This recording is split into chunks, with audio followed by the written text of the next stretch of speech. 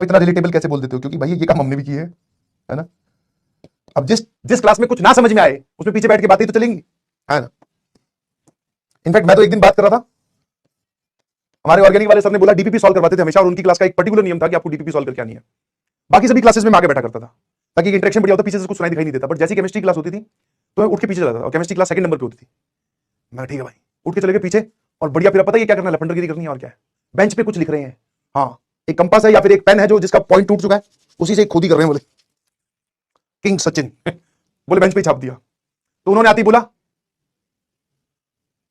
बोला कि हाँ डीपीपी, तो सबको पता, डर ही बैठा था मैं वहां पे, मुझे पता था कि अच्छा उनकी एक और खास बात थी, जिस भी बच्चे 150-200 में से जिस पे भी उंगली रखते थे ना उसमें पक्का कोई ना कोई फॉल्ट निकलता ही था। तो उन्होंने बोला सबने डीपीपी सॉल्व किया, मैंने भी हाँ यस सर। कोई ऐसा है जिसने डीपीपी सॉल्व नहीं की? तो मैं नहीं खड़ा हुआ। मैंने कहा ठीक है भाई चलने दो। डीपीपी में 10 सवाल होते थे, पहले 1 2 3 फटाफट बता दिए, मतलब 1 2 3 4। फिर उन्होंने बोला वो जो पीछे चश्मे वाले भाई साहब बड़े हैं, बोले डीपीपी लेके आए आप? अब मजे की बात, मेरे पास केमिस्ट्री की डीपीपी भी नहीं थी, बिकॉज जिस गली आपको जाना नहीं उस गली हम सर क्यों एड्रेस पता करें, क्यों उसका कुछ भी, तो मेरे पास केमिस्ट्री की डीपीपी नहीं थी।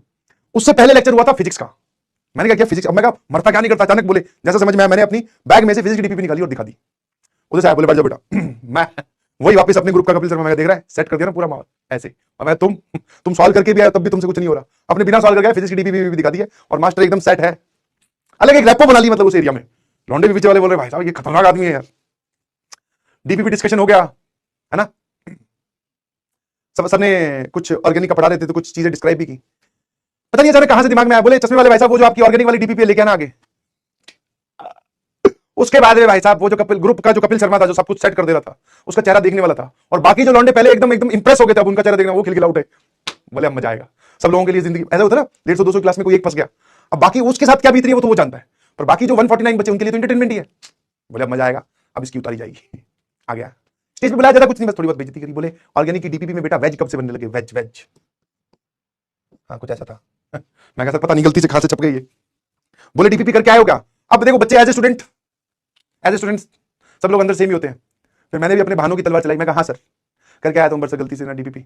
अब वो मास्टर क्या है, वो मेरी वाली मतलब मेरी वाली तरह तो क्या था, मैं उनकी तरह बनने की कोशिश कर रहा हूं, तो वो छोड़ते नहीं थे। बोले अच्छा करके आया? बोले काम कर, एक से लेकर 10 में से किसी भी डीपीपी मतलब इस पूरी 1 से लेकर 10 में से कोई सा भी सवाल बता दे, ये पूरा ये रहा पूरा। बोले मार्कर ये रहा सफेद बोर्ड, समझा तो जो समझाना है।